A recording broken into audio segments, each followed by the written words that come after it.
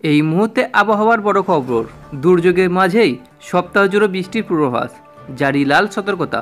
তো কোথায় কোথায় লাল সতর্কতা জারি করলো, ওখানকার পরিস্থিতি কেমন থাকবে, কি জানাচ্ছে আলিপুর আবহাওয়া দপ্তর, বিস্তারিত জানতে বন্ধুরা ভিডিওটি সম্পূর্ণ দেখবেন এবং ভালো লাগলে একটা লাইক এবং সাবস্ক্রাইব করে পাশে থাকা বেল আইকনটি প্রেস করবেন এমনই লেটেস্ট ভিডিও সবার আগে পাওয়ার জন্য।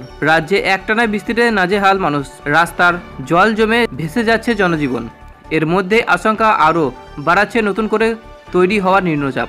আবহাওয়া দপ্তরের পূর্বাভাস বলছে আগামী কয়েকদিন রাজ্য জুড়ে ভারী থেকে অতি ভারী বৃষ্টি চলতে থাকবে। উপকূলীয় বাংলায় নিম্নচাপ তৈরি হচ্ছে। আরও একটি আবহাওয়া দপ্তর জানিয়েছে বর্তমান উপকূলীয় পশ্চিমবঙ্গ এবং সংলগ্ন এলাকায় একটি সক্রিয় নিম্নচাপ অবস্থান করছে। পাশাপাশি আরেকটি নিম্নচাপ তৈরি হওয়ার সম্ভাবনা উড়িয়ে দিচ্ছেন না আবহাওয়া দপ্তর। এর মধ্যে পরিস্থিতি শুক্রবার রাত থেকেই পশ্চিমবঙ্গের গাঙ্গেয় অঞ্চলে ভারী বৃষ্টি শুরু হয়ে গেছে।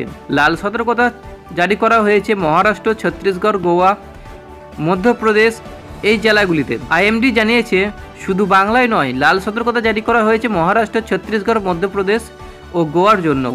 এই রাজ্যগুলিতে অত্যন্ত ভারী বৃষ্টিপাত হতে পারে বলে আশঙ্কা করা হয়েছে। আজ ও কাল কি বলছে পূর্বাভাস। আজ দক্ষিণবঙ্গের একাধিক জেলায় হালকা থেকে মাঝারি বৃষ্টিপাত সহ বজ্রবিদ্যুৎ বৃষ্টির সম্ভাবনা থাকছে। পুরুলিয়া, বাঁকুড়া, দক্ষিণ চব্বিশ পরগনা কয়েকটি জায়গায় ভারী থেকে অতি ভারী বৃষ্টিপাত হতে পারে। নদিয়া, মুর্শিদাবাদ ভারী থেকে অতি ভারী বৃষ্টির সম্ভাবনা রয়েছে।